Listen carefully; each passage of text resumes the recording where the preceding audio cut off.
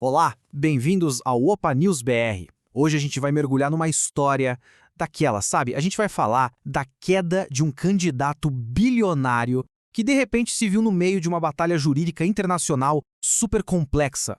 A pergunta que não quer calar é essa: como é que o candidato mais rico do Brasil em 2024 foi parar numa prisão lá na Espanha?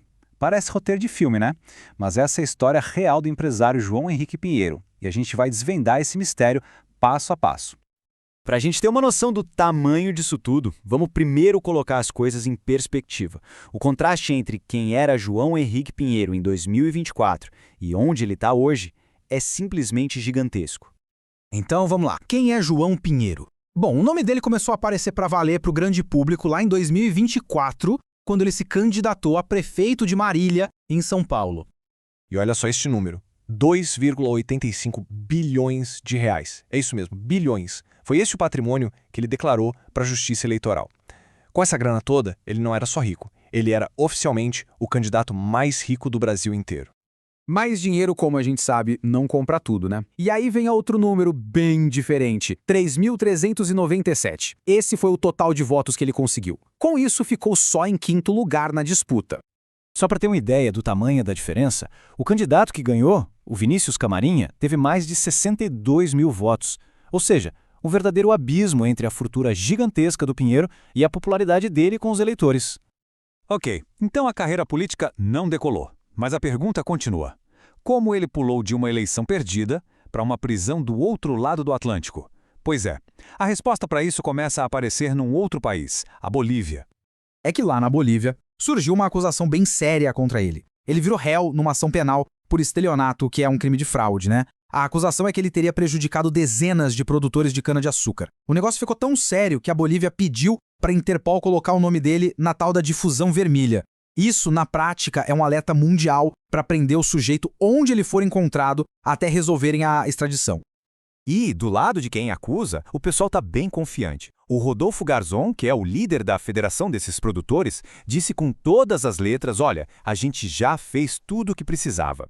Eles estão agora na expectativa de que a Espanha mande o Pinheiro de volta para a Bolívia para ele responder por lá.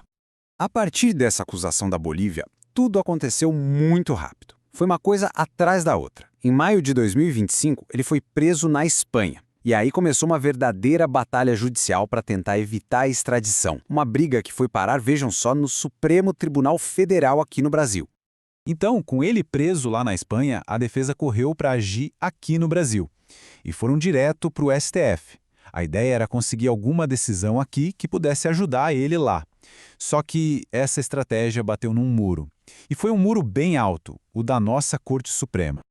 A jogada da defesa foi entrar com um habeas corpus. Para quem não sabe, habeas corpus é um recurso para tentar soltar alguém quando se considera que a prisão foi ilegal, sabe? E o argumento era exatamente esse, que o processo todo que levou à prisão dele na Espanha tinha irregularidades. Só que o pedido caiu na mesa do então presidente do STF, o ministro Luiz Roberto Barroso. E ele negou de cara. A justificativa foi bem direta, sem rodeios: o STF do Brasil não tem poder para anular uma decisão da Justiça da Espanha. Simples assim, cada um no seu quadrado. A defesa não desistiu, claro, recorreu dessa decisão do Barroso. E aí o caso foi para o plenário, para todos os ministros votarem. E o resultado? Bom, o resultado foi um placar de 11-0 unânime. Ninguém discordou. E essa decisão basicamente fechou qualquer porta para ele na justiça brasileira. Então tá, se no Brasil não tem mais o que fazer, como é que fica a situação do João Pinheiro agora? Bom, a situação é a seguinte: ele continua preso lá na Espanha e está esperando a justiça espanhola decidir se vai ou não mandar ele para a Bolívia. A defesa dele ainda tenta argumentar, diz que o prazo do processo já estourou, mas a verdade é que o futuro dele agora está totalmente nas mãos da justiça da Europa. E aí fica a grande questão no ar, a pergunta que vai selar o destino dele. A Espanha vai extraditar ou não? O que acontecer com esse ex-candidato bilionário vai dizer muito sobre como a justiça internacional funciona hoje em dia e mostra que cada vez mais as fronteiras não servem de escudo para ninguém. Olha, para entender mais histórias como essa, que a gente explica de um jeito direto, sem enrolação, é só se inscrever aqui no nosso canal, o Opa News BR, no YouTube. Assim fica fácil acompanhar os assuntos que realmente fazem a diferença. A gente se vê na próxima.